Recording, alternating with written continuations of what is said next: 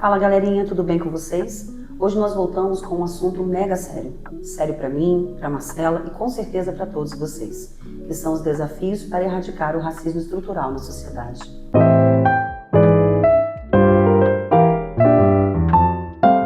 Nós sabemos, né, Marcela, que o racismo é uma chaga, né, no tecido social.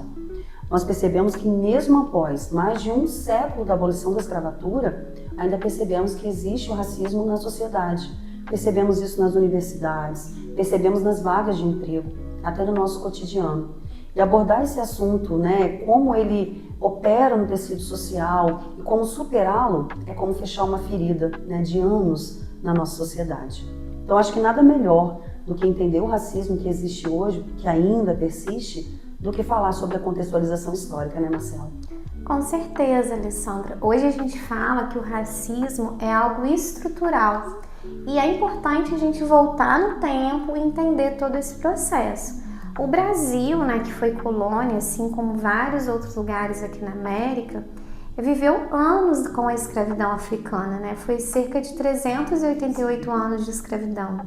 Então, assim, o momento em que essas pessoas que se tornaram escravizadas, elas eram tiradas da sua terra, trazidas nos navios negreiros em péssimas condições, né, para trabalhar em lugares, né, de forma que elas nem imaginavam. No caso, no Brasil, teve o trabalho a princípio com a cana-de-açúcar, depois os escravizados nas minas de ouro, no período do café.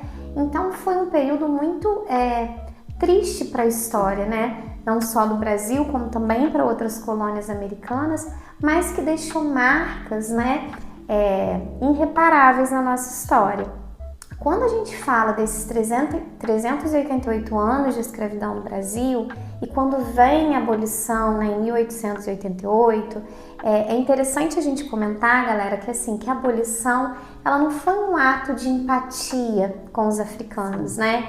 A abolição ela tem muito mais a ver com questões econômicas, né, com questões políticas, do que propriamente empatia com essas pessoas. Tanto é que após a abolição da escravidão, que no caso o Brasil foi o último país da América a abolir a escravidão, né, resistiu até o último minuto, até porque isso traria consequência para as elites, né, que não estavam dispostas a perder. Não houve uma reestruturação, uma organização para receber essas pessoas. Então, o que acontece a partir dali? Os ex-escravos, eles se veem em situação de ter que conseguir trabalhos, né? Então, muitas das vezes eles vão procurar aqueles trabalhos que as pessoas não queriam muito, vão buscar as áreas mais periféricas. E a consequência desse contexto histórico, ela vem se arrastando até nos dias de hoje, né? Quando a gente olha aí nos dados estatísticos, a gente tem aí uma grande maioria de pessoas negras que estão nas classes mais baixas, né? A questão mesmo da educação, da possibilidade de ensino superior. Então é um contexto histórico lá atrás que gera esses problemas de hoje em dia. E essa questão do racismo estrutural, né? Ele é agarrado na nossa cultura.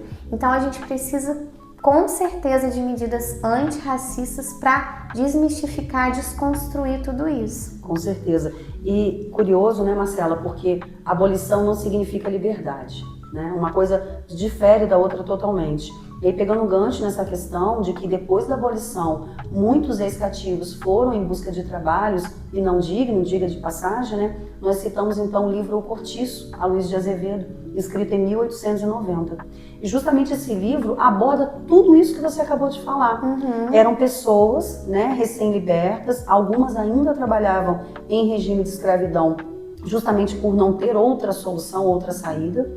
E aí a gente tem a história da Bertoleza, né? Ela e João Romão são os personagens principais dessa obra. Bertoleza, então, é tirada da fazenda onde ela trabalhava por João Romão. Os dois, então, são um casal. Eles, então, vão morar no cortiço, e a gente sabe que a construção dos cortiços se deu quase que concomitantemente a esse fim da escravidão.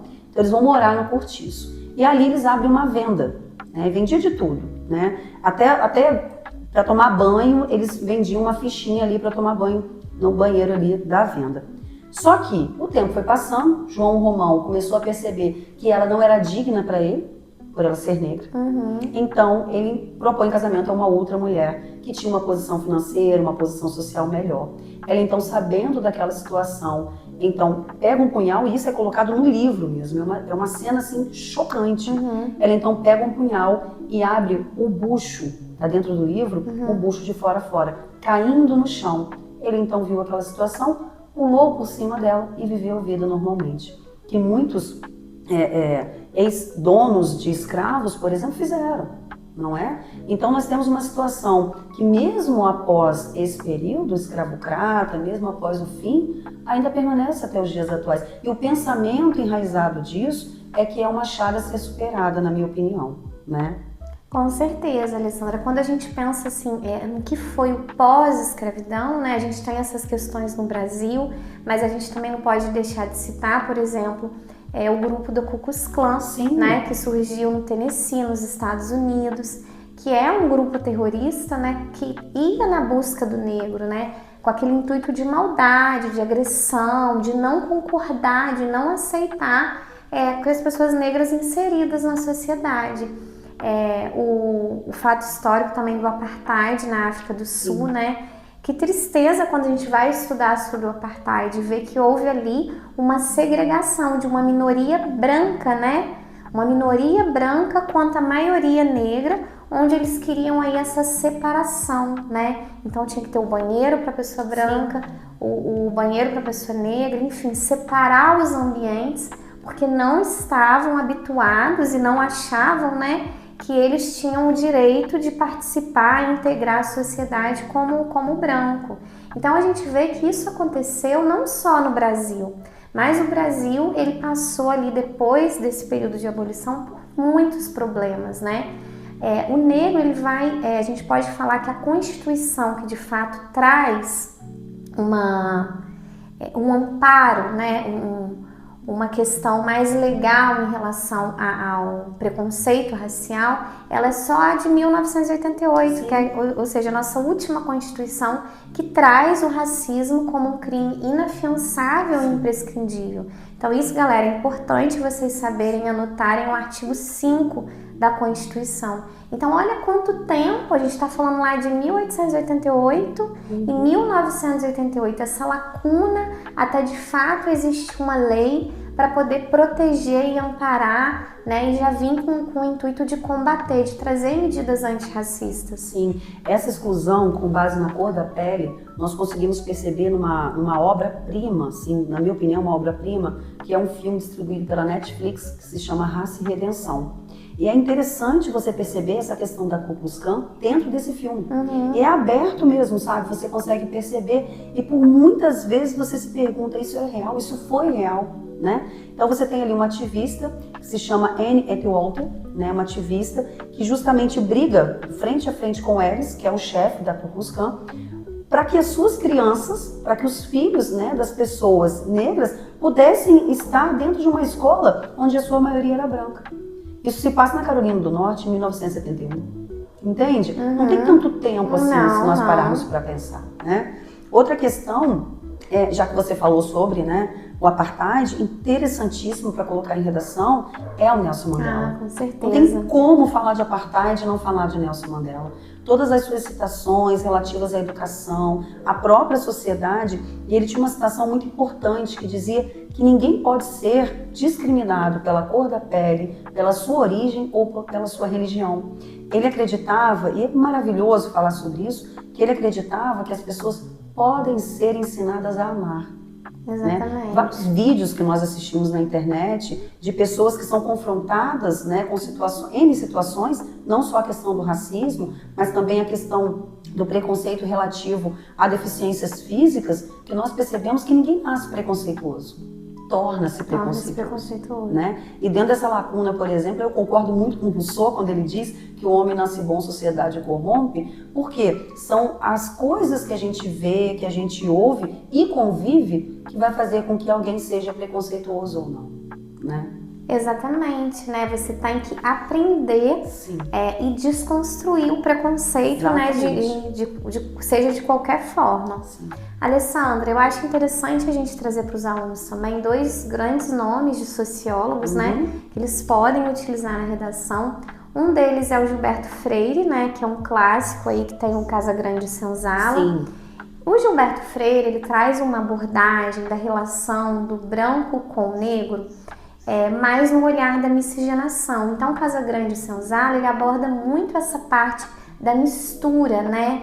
O nosso caldeirão aí miscigenado, né? Que a gente tem no Brasil, não só entre africanos e portugueses ou espanhóis, e também a parte dos indígenas, né? Aqui é bem misturado mesmo.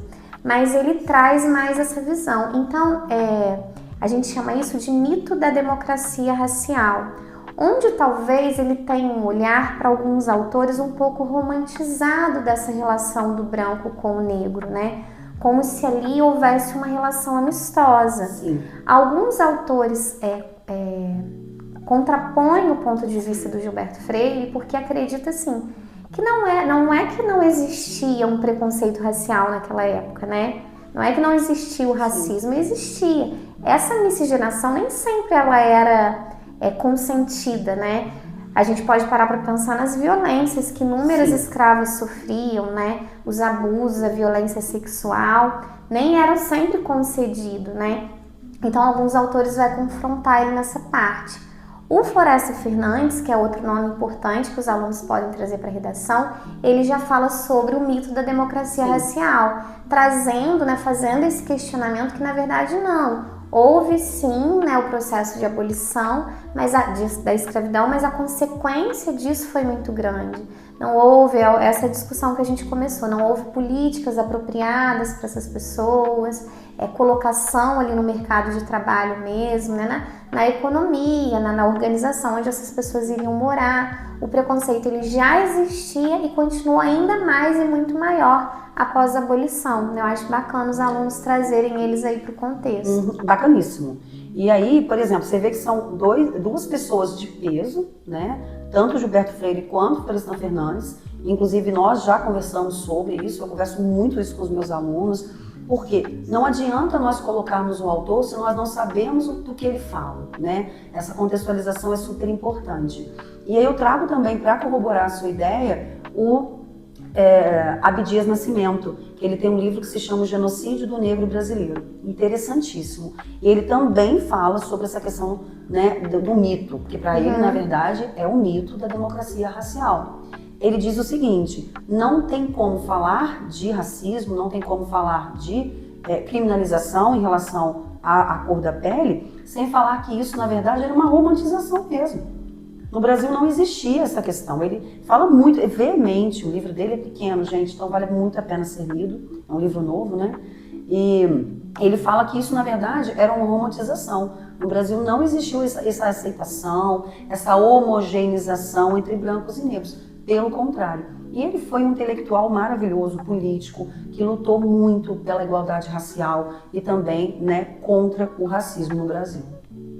Com certeza, Alessandra. Essas leituras curtas é importante, né? Porque ali você, num momento tranquilo que você está, você lê e já cria argumentos já para poder fazer uma boa dissertação.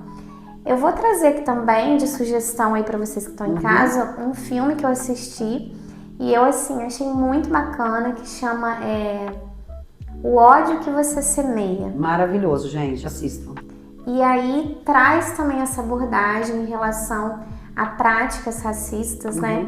Na verdade, o filme ele gira em torno da história de uma família, uma menina que é a protagonista, que ela tem a possibilidade de uma bolsa em uma escola particular, mas ela é de uma comunidade mais periférica, então ela estuda numa escola de maioria branca e ela, negra ali, vendo, né, a forma que eles lidavam, que eles agiam com as coisas, até que um belo dia ela tá no carro com um amigo de infância.